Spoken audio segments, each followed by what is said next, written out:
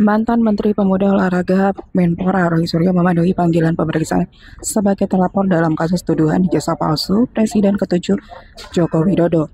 Roy Suryo yang didampingi oleh pengacara tersebut hadir pada pukul 10 waktu Indonesia Barat.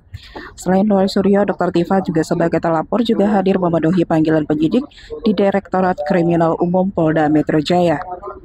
Pemeriksaan ini sudah diperiksa sejak pukul berapa sampai jam berapa, berapa pertanyaan dan bagaimana mungkin bisa jelaskan? Alhamdulillah selaku warga negara yang baik, saya tadi datang tepat jam 10 kurang dan masuk jam 10 dan penyidik baik memberikan kita kesempatan masuk ke pesawat dulu dan juga makan siang itu jam 12 tadi. Ya, saya tadi diperiksa sudah sampai pertanyaan ke 24. Orang bertanya, kok cepet yang lain? Iya, karena apa? Karena saya fokus pada pertanyaannya, pada surat panggilannya. Surat panggilan itu adalah di situ ada tanggal yang ditetapkan, yaitu 26 Maret. Ya, saya nggak tahu apa, ya tapi itu nggak ditanyakan. Nah kan lucu. Jadi di luar itu saya keberatan. Tadi ditanyakan kok saya macam-macam lah, ada podcast ini, saya bilang ada nggak podcast itu di surat itu? Jadi surat pemanggilannya tentang apa, Mbak? Surat pemanggilannya adalah dilaporkan oleh seseorang bernama Joko Widodo, ya, dengan pasal-pasal seabrek ya. Ada pasal 310, 311, 27A, ITE, 232 ITE dan 35 ITE. Saya sampaikan pasal ITE, pasal-pasal di ITE itu tadi saya kasih kuliah dikit juga ya di dalamnya. Itu saya minta ditulis, jangan hanya kuliah aja ya. Pasal ITE itu dibuat oleh Indonesia supaya kita itu diakui di dunia internasional untuk informasi dan transaksi elektronik, bukan untuk mempidanakan ya gitu. Jadi jahat kalau ada orang menggunakan pasal ITE untuk mempidanakan. Siapa yang jahat? Tahu sendiri lah siapa yang lapor ya gitu. Jadi artinya kalau dia malah mengarahkan pasal-pasal ITE untuk mempidanakan, ini kita ingat kasus Prita Mulyansari, kita ingat kasus yang malah dengan ITE dipidanakan. Pasal itu justru adalah kalau orang mengunggah suatu gambar yang tidak asli tapi dikatakan asli. Ya itulah harusnya yang kena, kader salah satu partai sebar ijazah itu yang harusnya kena. Tapi saya pun tadi dipancing, kenal itu enggak, itu nanti biar dilaporkan oleh yang lain. Berarti masih ada beberapa pertanyaan lagi? Saya tidak tahu, tapi yang jelas saya tidak menjawab yang tidak ada hitam di atas putih di surat itu. Surat itu menyebut tanggal 26 Maret. Itu terkait dengan? Saya tidak tahu. Video Sentana TV itu? Enggak, makanya karena nggak ditanyakan ya saya nggak jawab gitu. Karena apa? Dan 26 Maret kalaupun saya ditanyakan saya akan jawab. Saya ada di mana, posisi apa, tapi yang jelas tidak dalam surat itu. Terus yang kedua adalah ketika terlapornya tidak ada. Nama terlapornya nggak ada, ini kan lucu banget ya. Jadi saya kritisi kepada kepolisian, kepada Kompolnas, tolong cek anggota-anggota Anda di Polda Metro Jaya ini. Yang mana ada surat pelapor, nggak ada terlapornya. Kalau ternyata terlapor itu adalah saudara kita nggak boleh bersaksi untuk saudara kita. Itu hukum itu. Ya bahkan sampai 3 tingkat derajat, apalagi kalau terlapornya itu nantinya kita. Ya, maka kita berhak untuk diam. Gitu loh. Jadi satu, nggak ada lapornya. Kedua, undang-undangnya yang dipakai adalah pasal penyimpan. Kemudian yang ketiga, lokus dan tembusnya saya tidak mengenal. Itu aja. Jadi jawabannya makanya wah cepet pertanyaannya.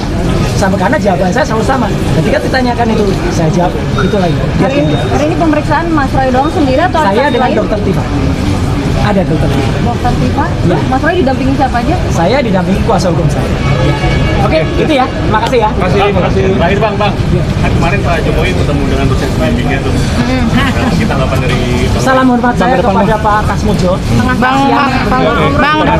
beliau di usia 75 harus diseret-seret dengan ini. Dan saya ambil kata-kata Pak Kasmujo. Ini kejujuran yang penting. Betul, Pak Kasmujo. Ajarkan kejujuran untuk dia, gitu loh. Karena apa? Karena dia itu tadinya disetting untuk seolah-olah menjadi dosen pembimbing skripsi. Ya itu ada kalimatnya di tahun 2017 kan, gitu. Ini Pak Kasmo bolak-balik pulang. Gitu, galak banget gitu. Dan dia terima kasih Pak Kasmo yang telah membimbing skripsi saya. Jelas kan skripsi. Tapi ternyata nama Pak Kasmo juga nggak ada di skripsinya. Berarti Mas Roy meyakini kalau ini benar-benar palsu begitu? Ya biarkan nanti yang audit. Tapi kalaupun nanti ada hasil lapor, semoga lapor itu nanti harus tidak hanya berupa keterangan singkat ini asli atau tidak. Enggak, lapor itu harus detail. Satu, ijazahnya ditampilkan. Jadi semua orang bisa nguji.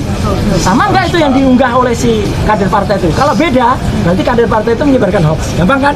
Kalau sama, berarti saya menganalisis gambar yang sama. Nggak bisa lagi dah dikejar-kejar. Yang kedua adalah hasil itu jelas. Kertasnya apa? Itu carbon datingnya bunyinya apa? kertas itu seratnya gimana. Terus setidaknya ada 5 atau lebih jenis tinta di situ. Itu jelas. Tinta pertama tulisan ijazah, terus dikeluarkan bla bla bla Universitas Gadjah Mada, itu tinta pertama. Tinta yang kedua emboss logo UGM-nya. Itu tintanya beda. Nanti terdiri dari apa? 3, tinta penanda tangannya. Ya, rektor UGM dan dekannya. Itu pun lain lagi. Tinta keempat adalah tulisannya si pemilik ijazah. Misalnya siapa gitu, Joko Widodo gitu. Itu pun tinta yang lain lagi. Dan tinta yang kelima cap. Itu harus beda-beda dan jelas. Kayak kita misalnya periksa kesehatan, apa mau teman-teman itu terima Anda sakit, Anda sehat? Nggak mau dong. Kita harus detail, SGPT, SGOT-nya berapa, gula darah sebelum makan berapa, gula darah sudah makan, harus seperti itu. Gitu. Makanya kenapa dipermasalahkan di akhir-akhir setelah Pak Jokowi? Apa yang membuat jadi concern gitu Mas Roy sebagai pengamat? Kalau saya jadi concern karena ada seseorang yang tiba-tiba mengunggah ijazah itu dan kemudian mengatakan itu asli. Sebelumnya kan nggak ada. Dia yang memastikan asli. Maka kita cek asli apa enggak itu. Kalau nggak ada unggahan itu nggak ada. Dan saya memang baru muncul memang setelah ada unggahan itu pada 1 April. Perhatikan aja ya. Dan kami sudah memegang alat bukti yang clear ya, ini terakhir.